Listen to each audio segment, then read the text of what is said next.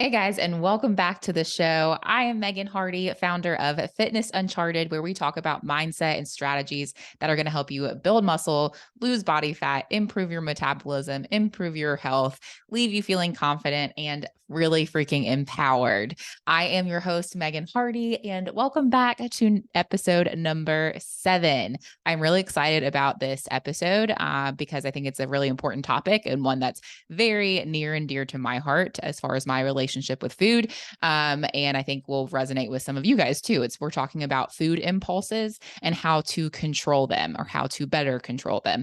And I just want to preface this first and foremost with saying I am not a therapist. I am not a psychiatrist. Nor a licensed professional as far as eating disorders. So if you feel like you are struggling with that or struggling with an eating disorder or something along those lines, I would recommend seeking help from a licensed professional in that space. So I just want to go ahead and put that disclaimer out there. Also, just looking out for your well-being and health, of course, to protect myself, but also to protect you. And I just want to share the information I'm going to share with you today is really more so a compilation of tips and tricks that have helped me personally over the years with my relationship with food and food cravings, and also has helped my clients. So I want to share those tidbits with you guys. You're going to get the good. And I'm going to go and jump on in because I've got like 9 tips or so to share with you. So I'm going to roll through them. And in no particular order, we're going to start with number 1, as far as helping you with your food cravings and food impulses. 1 is eat enough food throughout the day. This is actually a really big one for most of my clients coming into the Fit You programs. They're not eating enough. And then they wonder why they have these crazy food impulses or like have these binges or like go overboard and things like that. And they're not eating enough throughout the day. And this was actually my backstory too. I wasn't eating enough throughout the day. And then I could not control my food impulses when they cropped up. So along with eating enough food, make sure you're having plenty of protein and fiber. I will say this 1,000 times throughout these episodes and podcasts. Protein and fiber are your best friend. They're going to help you feel fuller. They're going to help keep you satiated. They're going to help control your blood sugar, like your digestion, all that good stuff. Protein and fiber. So try to get what we've talked about before in previous episodes, but about 1 gram per pound of body weight of protein per day. And then fiber, for women, if you could aim somewhere around 25 to 30 grams of fiber a day would be awesome. If you get more than that, that's cool too.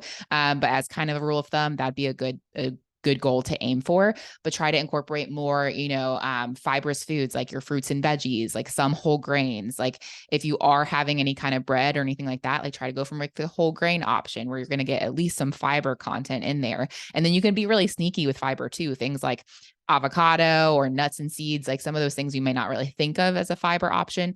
Literally go Google high fiber, foods and pull up a list and see what you like, incorporate more of those things. And then also along with that is drink enough water. So I can't tell you how many times I've had like a food impulse or just like kind of felt munchy or hungry even. And then I'm like, dang, I realize I'm like, I haven't had any water in the last 4 hours. I think I need to drink some water first. So eat enough food throughout the day, eat plenty of protein and fiber, drink enough water. Okay. Got it. Cool. Number 1. Number 2 is always bring enough snacks. So bring healthy options. I am a snack queen. If I'm just going to a friend's house for a couple hours, I'm bringing snacks, y'all. I never want to find myself somewhere hungry and hangry, right? Don't get hangry. And also have healthy options. So even literally the other day, I was going to a girlfriend's house just for a couple hours, but I was like, I don't know what she has on hand. 1, I don't want to raid her kitchen because if you know me, I eat a lot usually. So, I don't want to like put her out of her groceries because we know grocery prices be through the roof these days. But also I don't know what healthy options she has available. So I want to be in control of my options. And so I'm going to bring healthy snacks. And it's a different story. Like, for instance, if you're out and about and you're someone who's like, oh, shoot, you were unprepared. So you like have to, quote unquote, have to hit the drive-through. Well, you probably wouldn't have had to if you were better prepared. So prepare, bring healthy snacks and options. And then if you want the drive-through, that's a different story. If you are, planning for, you're like, you know what? I really want me a McDonald's McFlurry. Me and my McFlurries, y'all. Then that's a different story. If you're planning for that and allotting for it, that's a different story. But if you're just kind of having an impulse or like quote unquote, have to go through the drive-through because you're not well planned or thought out, let's avoid that because we can. That's within our control. So do the drive-through because you want it, not because you're unprepared or on an impulse, or like you just find yourself really hungry. You got to do it. So always bring snacks, bring those healthy options. And then number 3 is to know thyself. Again, y'all, I said like this is in no particular order, but know yourself. So figure out what your triggers are when you do have these food impulses. Like, are you bored? Are you emotional? Like, are you stressed out? Are you strung out? And become aware of them, like become aware of the emotions. And this is what I find a lot of times, like for me, my emotions are very much related to food. Like I eat it's mostly negative emotions for me, but also celebratory too. But I can usually avoid that. Like I don't always celebrate with cake or something. I know a lot of my clients do, even that they're like, we celebrate with food. We do everything around food, but it's like, know yourself. For me, I know when I'm bored, I'm going to find myself in the kitchen. Totally, 100%. Or if I'm emotional or stressed out, literally the other day, I got off of a stressful phone call and, it was racing through my head. Like I'm sure you've probably experienced this before where you're playing the whole thing back in your head, and you're just thinking like, okay, your thoughts are all over the place. I literally went through like several pieces of bread and toast and rice cakes. And I was like, what am I doing? Like, I was just kind of like, I was just mindlessly eating because I was so distracted by my thoughts and kind of stressed out. And literally as soon as I recognized it, I was like, oh my gosh, I got to just get out of the kitchen. Like, what am I doing? So become aware of it. And one thing that might sound silly or trivial is even pointing and saying it out loud. So if you're about to have like, reach into that bag of cookies or whatever it is, go, I'm about to have these cookies right now. And like literally just bringing the awareness to what you're actually doing can help with the food impulse, because oftentimes we're just in autopilot and we're just like I was doing the other day. We're just munching on things unknowingly or unaware. We have this food impulse, but it's actually related to something deeper rooted as far as an emotion. So recognize those triggers, know thyself, know yourself, right? And figure out where it's stemming from, and then address the actual issues. So if you are emotional, like try not to use food as that coping mechanism. Go have the conversation with the person that you need to have the conversation with, or go for a walk to clear your head, or try to use another avenue to kind of distract yourself and or to, resolve the problem that's not correlated to food. So figure out what those triggers are when you do have those food impulses crop up. Say it out loud, point and say, like point and label what you're doing. Even like, I'm about to eat this food because I'm feeling really emotional or crappy. Even just saying that, you'll probably be like, nah, I should probably go find something else to do with my time right now. So that can be helpful. Number 4 is to plan for the fun treats. So this is another thing I think, especially with diet culture and with women who are either trying to lose body weight or body fat or improve their body composition, they're not allowing themselves room for the fun treats. And so then they have an impulse or a craving, and then they often tend to go overboard because they didn't plan for it. Now they just feel like crap about themselves because one, they went off course or track as far as their more restrictive diet or not allowing them sugar or sweets or whatever. And instead of just planning for it, like we're humans, y'all. So if you do know that you love ice cream or you love pizza, or like one of my clients, one of my girls who I know is going to be listening to this podcast, but she loves flaming hot Cheetos. Like that's her thing. Like plan for it, put it in there so that you actually leave room for it, especially if you are someone who is tracking your macros, your protein, fats, and carbs. If you are tracking your food, leave room to have that. So when you do have that impulse for the flaming hot Cheetos or whatever it is, you actually can still enjoy those within your calories for the day, within your macros for the day. You don't even have to feel bad about it. It's like knowing if you can kind of go ahead and have the foresight to know, I'm probably going to have a food impulse later today. Let me leave myself a little bit of room to enjoy the sweet or salty thing that I want. So plan for the fun treats. Like don't let them surprise you, because I know me personally, I have some kind of munchy impulse like almost every day. So it's not really a surprise. I just need to plan for it. And then number 5 is have individual serving size options to control your portions. So this is a big one for me, especially with sweets. I have a major sweet tooth, you guys, like major sweet tooth. And a lot of times when I get started on something, I don't do a good job of stopping. So what can help is if you do have those individual serving size portions. So like think instead of having a whole family size bag of Doritos, you have the individual serving of Doritos in the little mini, lunch bag portioned out size Doritos. Like enjoy one of those. Or any sweet treats like that are just portioned out into a one serving option. And then, of course, if you have all of the other servings sitting in your pantry, it means you need to not go open up another bag. I have been known to do that before too. I'm like, let me eat this one serving size baggie. And then I have 6 of those baggies. That's kind of besides the point, but it can be helpful and even just bring awareness to how much you are having versus just continuing to reach your hand back down into the massive family size bag of Doritos. And then all of a sudden you hit the bottom and we're all surprised for some reason, right? So those individual serving size bags seems really simple, but it can really help when you are having those food impulses to have those options on hand without going overboard.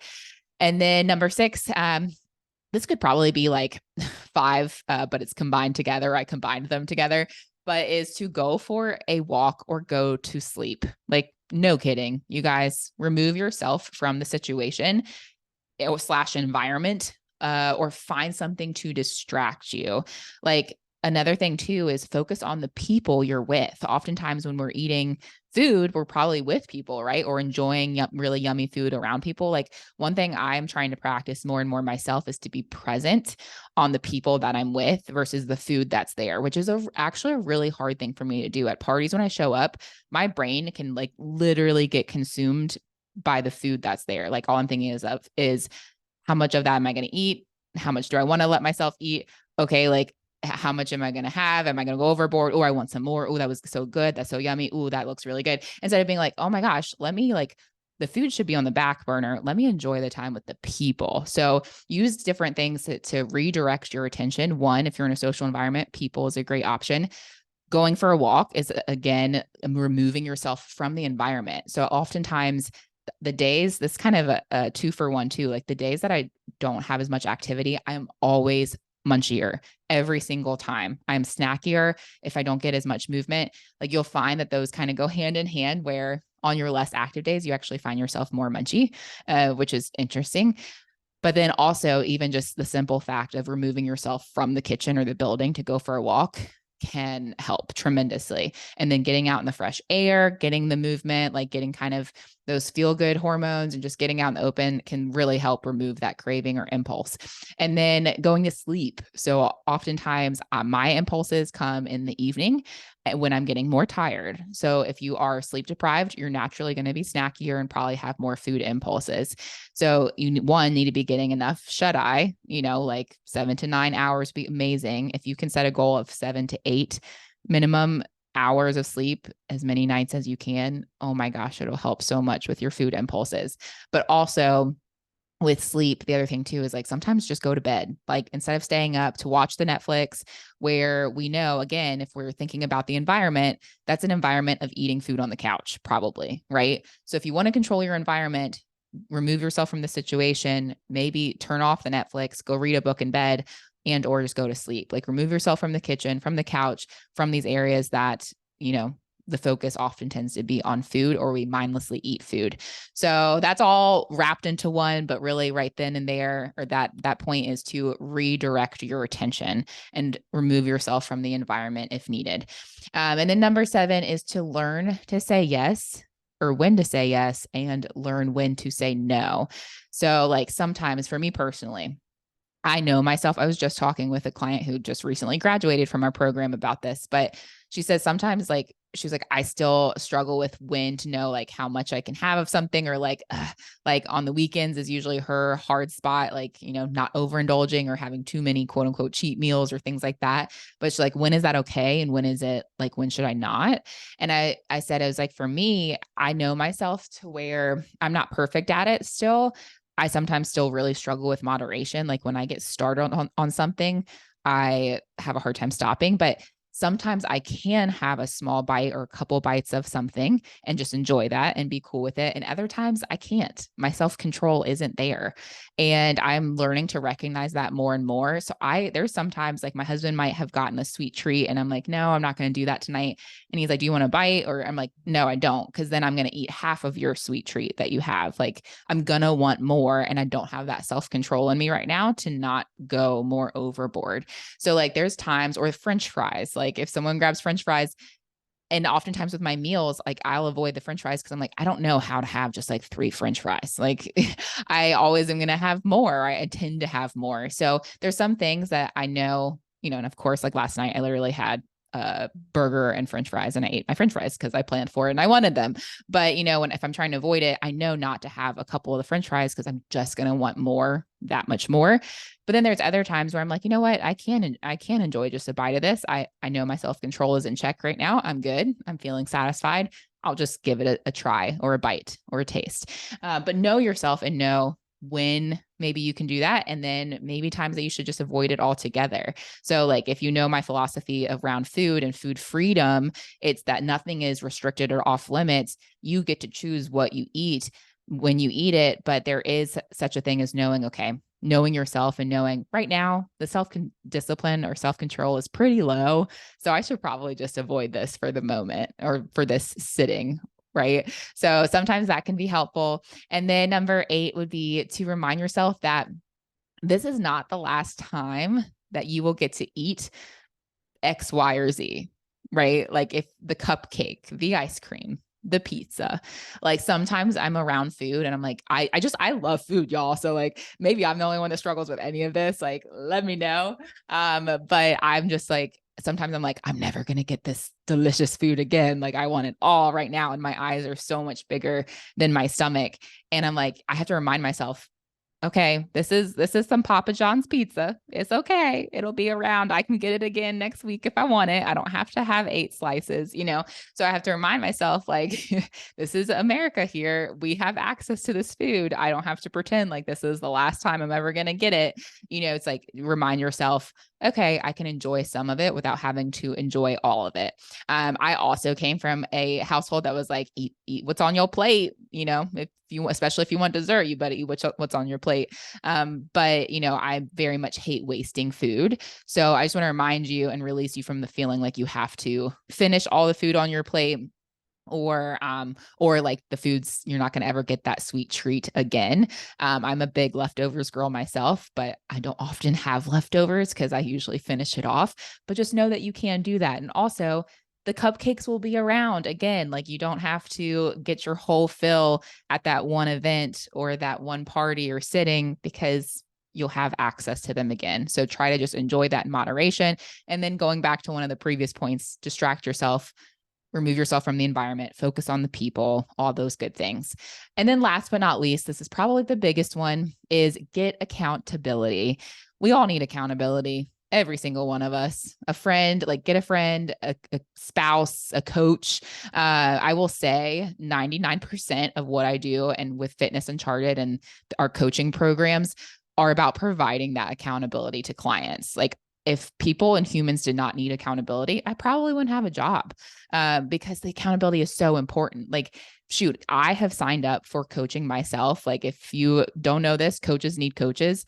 I have signed up for so many coaches myself, and just for that accountability purpose. Like all of the information is on Google. I could go find it. I'm probably saving myself a lot of time by not trying to figure things out on my own. But also it's the accountability I'm paying for, right? And you've probably heard the saying before, like people who pay attention. And I'm like, I invested good money in myself in this. I'm going to freaking do it. And it's going to hold me accountable to it because I paid good money and I don't want to waste money. So there's that level of accountability, but also just checking in with a third, like having that objective third party that you have to report to can be very, very helpful because one, there's like probably that little part of us that doesn't want to let someone else down, but then also just having to actually hold yourself accountable versus letting things slide. Right.